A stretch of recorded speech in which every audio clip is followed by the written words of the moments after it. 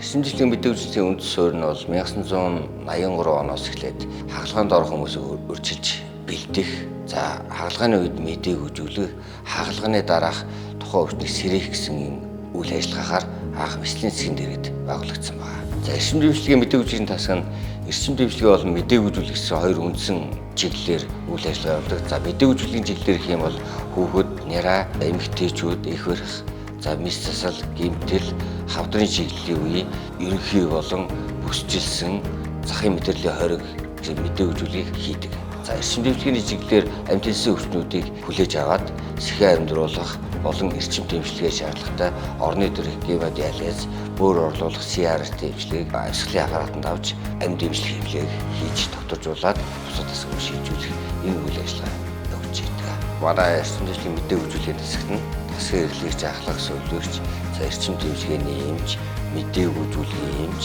эрчим дэмжлэгээс зөвлөгч, мэдээг үзүүлэхийн зөвлөгч, за дөрвөн туслах зөвлөгч, дөрвөн үйлчлэгчтэй нийт 35 нэгүүлбэрээр ажиллаж байна. 2025 онд аймгийн засаг дарга болон иргэдийн хурлаас 500 сая төгрөгийн хөрөнгө оруулалтаар аппарат хоног төгрөмж авч өгсөн байгаа. За үнэн найрд өвчний хяналтыг бүрэн хийх, мониторууд, за артерийн даралтыг шууд аргаар үзэх, гемодиализ болон CRT үргэлжилсэн байдлаар бөөр орлуулах эмчилгээ.